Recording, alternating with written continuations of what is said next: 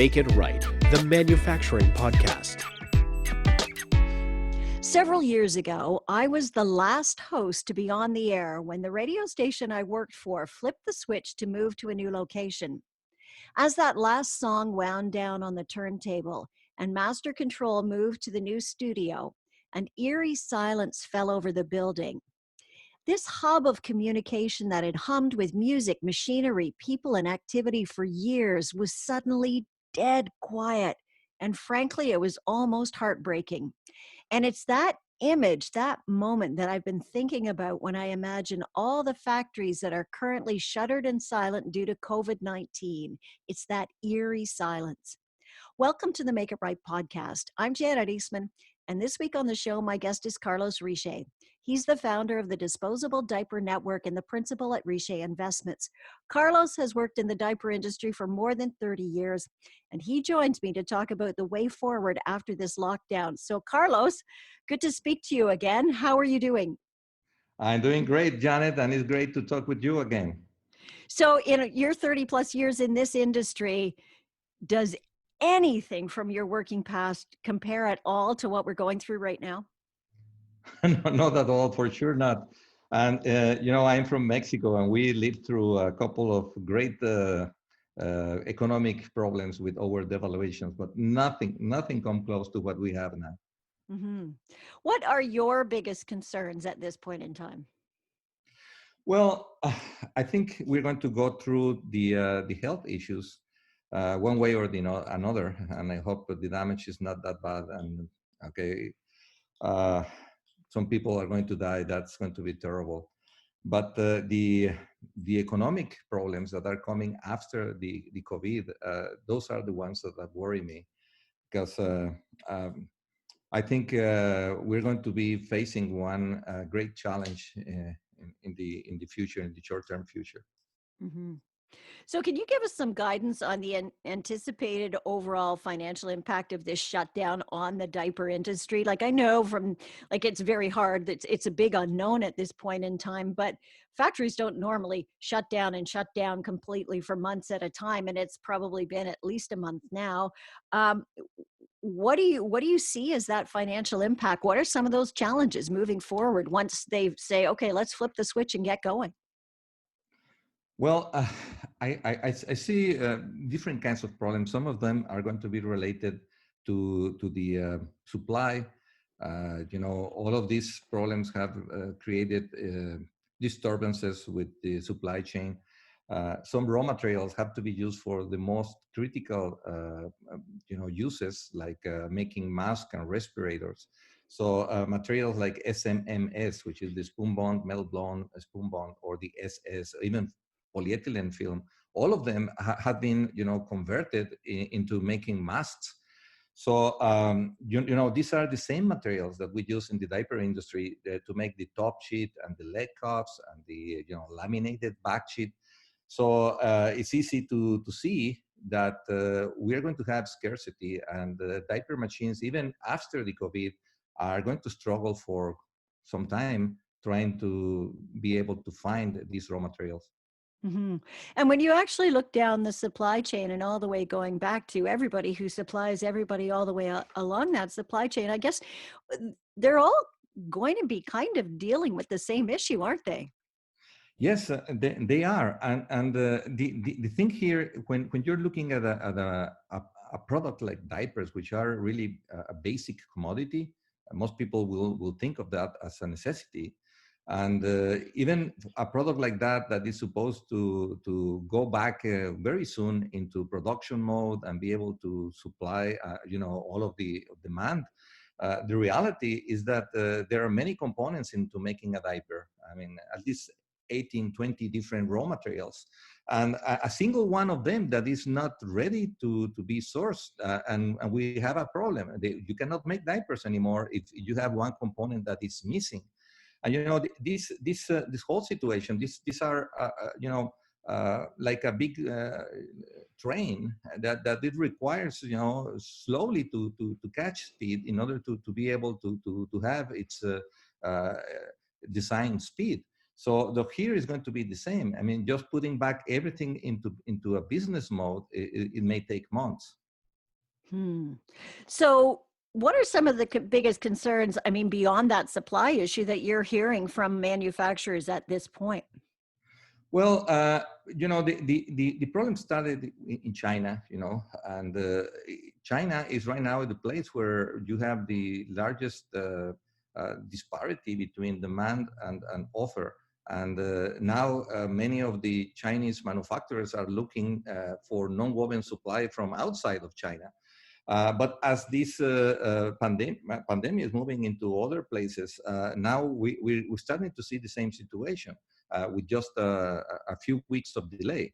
Um, I think the problem in Mexico, for example, it just we are just starting to feel the situation of the COVID. So not every place in the world is experiencing this problem at the same time. We are out of sync, but sooner than later is going to catch up the whole world. Now, if diaper manufacturers lock down, and this just is a random thought that just came out of my head, but if diaper manufacturers are in lockdown, and there is trouble getting supplies to make diapers in the future, I'm thinking from the standpoint of if I was a parent with a bunch of young children, is there going to be a diaper shortage? Well, it is interesting. I was surprised. I mean, not surprised. Every time we have a catastrophe, I mean, toilet paper seems to always run out. Mhm. People like crazy. They want to shop for toilet paper. But if you think about that, I mean, you have children, babies. Okay, baby diapers are going to also have the same type of situation. The one difference is that maybe the inventories were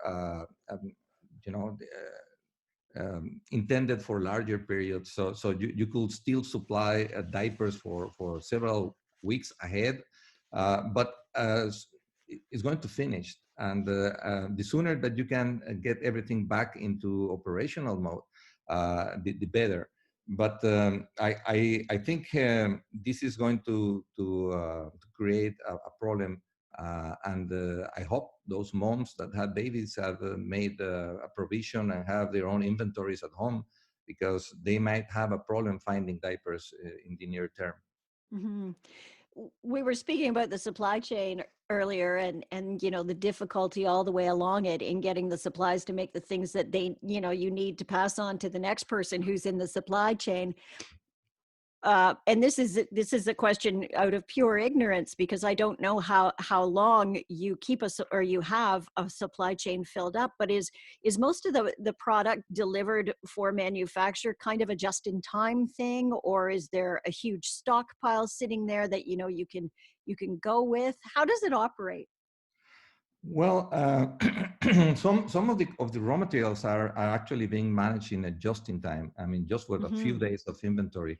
Some of the other components, like printed materials, back sheets that have to have a design, like Mickey Mouse, Donald Duck, whatever. The inventory is probably larger within several weeks. But I can hardly see any kind of diaper manufacturer in the NAFTA region with inventories that are way above, let's say, 3 or 4 weeks. So my expectation is that once that inventory goes away, you have to find a way to resupply, and this is where we might going to see some problems, especially with two of the components that are, I think, the most critical right now, which are the non-wovens, the melt-blown and the spoon-bound non-wovens. These two are used for the production of masks, and I think being objective, it is more important that this raw material is being used into masks than into baby diapers. Uh, People that are facing this virus need to be protected. They are the front line. They are risking everything: their families, their parents and grandparents, and dealing with all of the people that are sick. They need the correct equipment. So naturally, I think the best use for the non-wovens right now is this for this protective equipment for the doctors and the nurses that are attending these people that need help. Hmm. Is there an alternative to use in the interim? If I mean, if the manufacturers get back up and running, is there an alternative to that non-woven that could be used? At this moment, we don't have an alternative. Hmm. Maybe there's an alternative for the people that are using the masks. I think some very clever ways of reducing masks have been developed. I've heard a few of them. And instead of throwing away the masks, I think masks should be recycled and reused. And I've heard that, especially for those that are not at the front line in the medical, providing this type of services. For us, the general public, I think we only need to have like five masks per person. You can put a color into each one of these five masks, and after you use them, you just let them hanging. And after the 5 days, the COVID cannot live that long, so you can reuse the same masks. And there are other ways, simple ways to disinfect the masks. If people have peroxide, a fine mist of peroxide can kill the virus very quickly, and it doesn't leave any toxic residues. Like you use bleach or chlorine, you may have, of course, concerns about dioxins and toxic residues. But when you use H2O2, I mean peroxide, the peroxide, it's a very strong oxidizer. It kills bacteria, it kills the virus, makes it inactive, and it doesn't leave any residue. So I think that's a very easy way to recycle masks. Hmm. Wow. But somebody has to make that decision to do the recycle and to start shifting some of the non-wovens over to the other side as things get maybe rolling back along.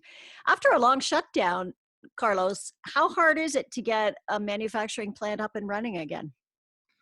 Well, it's going to be a little bit of a problem. It's not a huge challenge, but my concern is that they might not be able to hire all of the people or to go into full production mode. So at the very beginning, they might not be able to run 24 hours. So running a few chips every day means that every time you start from a cold machines, you need to waste a little bit of time for the systems to stabilize, and the hot melt tanks to get warm. The whole machines need to find its right setting, the right configuration, etc.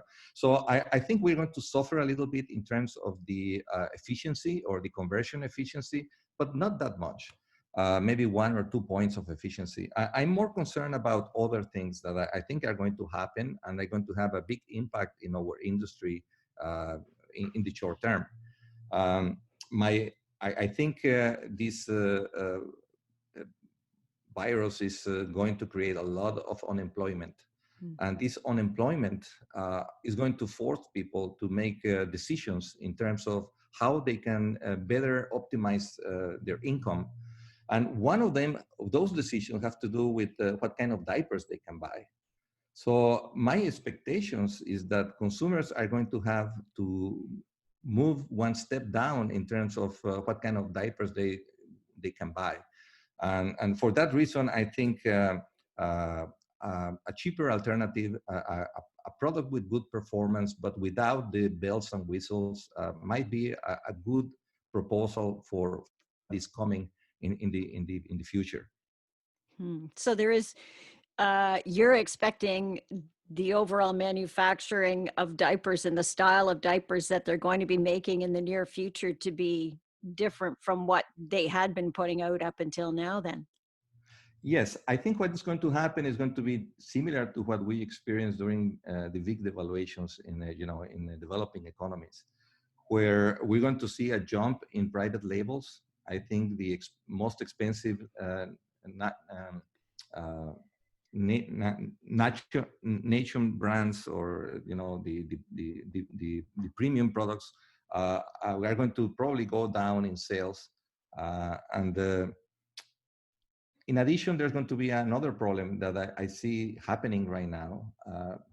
the birth rate is going to go down dramatically in the next after the next 9 months. I don't think people are going to be having babies, and that is going to create a record low birth rate for the United States, Europe, and basically every other part of the world. You don't think that all this time locked up is going to produce more babies? I wish, but no.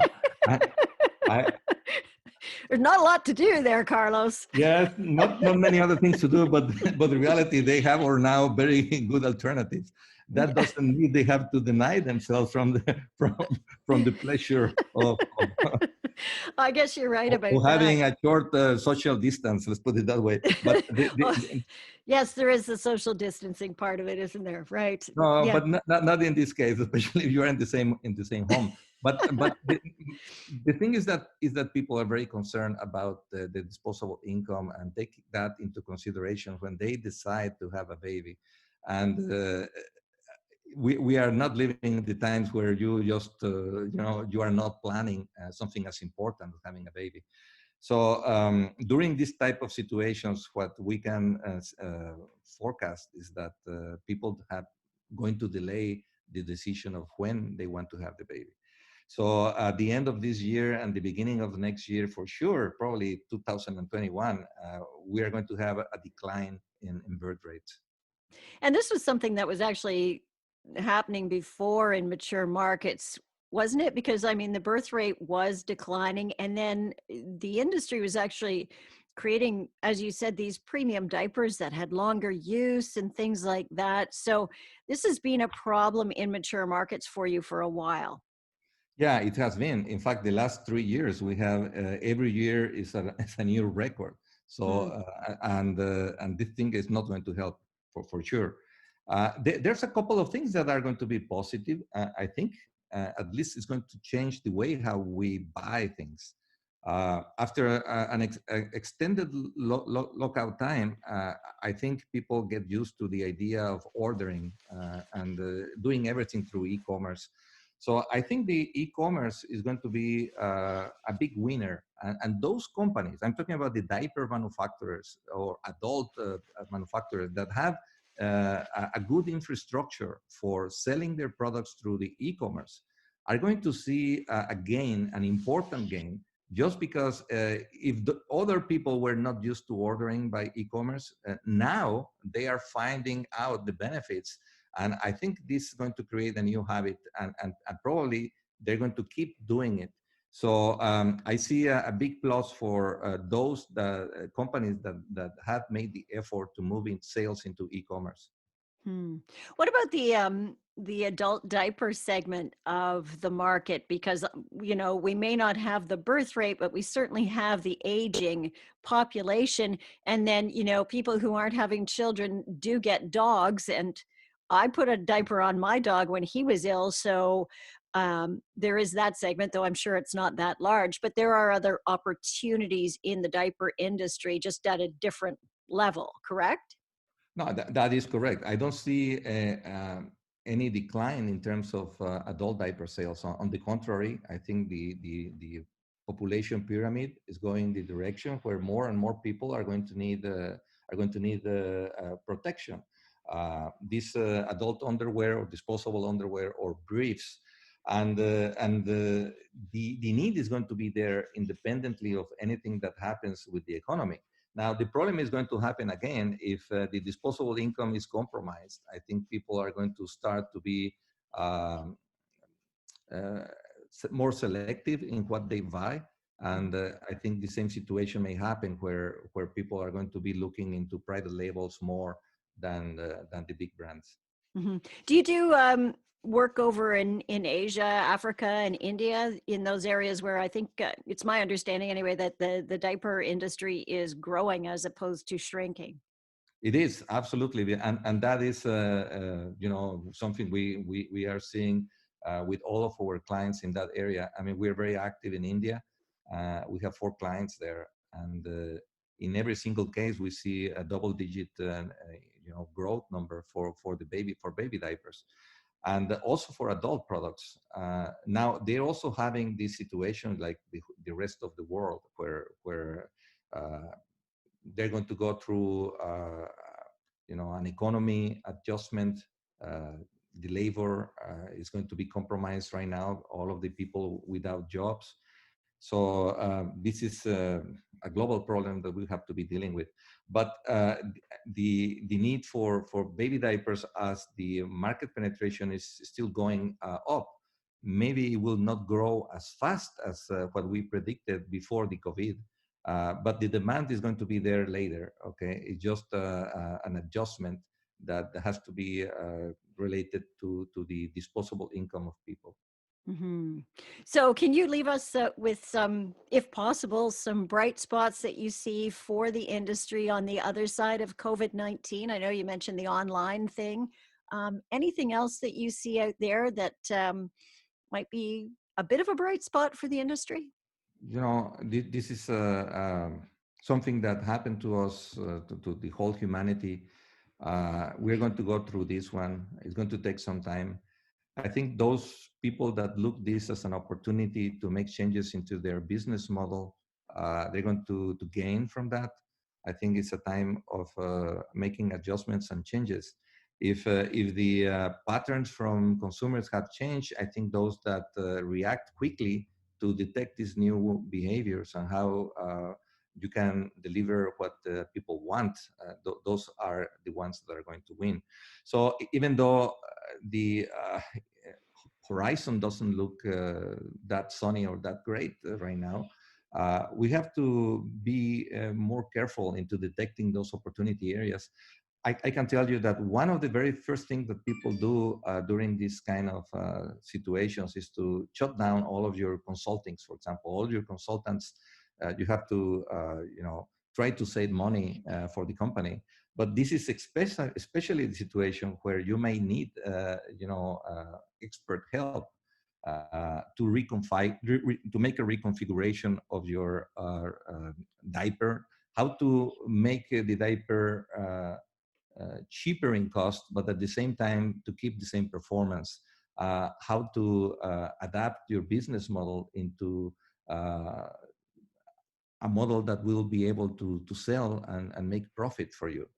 And also how to find raw material suppliers that are willing to sell to you when there's scarcity and you may not be able to find materials. So I think I wish I could be more positive, but I am realistic. I don't want to paint it in a way that this is going to be an easy challenge. It is not. It's probably the most complicated or difficult in our life, for our generation. So, so I think the worst thing we can do is just to panic. We have to think it slowly, to analyze things, and to find a path where you can, get back into your business. I think it's been a really interesting time because, I mean, at the start of the year, we were talking about how people were so frantic because there was so much information and so much activity, and we couldn't slow down to even look at what we were doing. And all of a sudden, like, Yeah. we have really put the brakes on. And now I think we've got a lot of time to look at what we're doing. And there may be a massive reevaluation for a lot of industries on how we're going to go about business post COVID-19. It'll be really interesting to see what the year looks like April 2021 will look like from now. Very interesting, I think. Yes, I agree. I agree. Ca- Carlos, it's been great speaking with you. And I know that there is some events coming up in the fall that, knock on wood, they will go forward, and we'll have a chance to talk to you further about the diaper industry and how things are looking at that point in time. But I really appreciate your insights and your time today. Thank you very much. Thank you, Janet. It's a pleasure. Carlos Riche is the founder of the Disposable Diaper Network, and he's principal of Riche Investments. That is the Make It Right podcast. It's brought to you by Kevin Snook, leadership advisor and author of the best-selling book, Make It Right, 5 Steps to Align Your Manufacturing Business from the Front Line to the Bottom Line. That's our show this week. Check out our Twitter, LinkedIn, and Facebook feeds, and subscribe to the podcast through iTunes, Google Play, Stitcher, Spotify, and YouTube. And until next time, thanks very much for listening to the Make It Right podcast.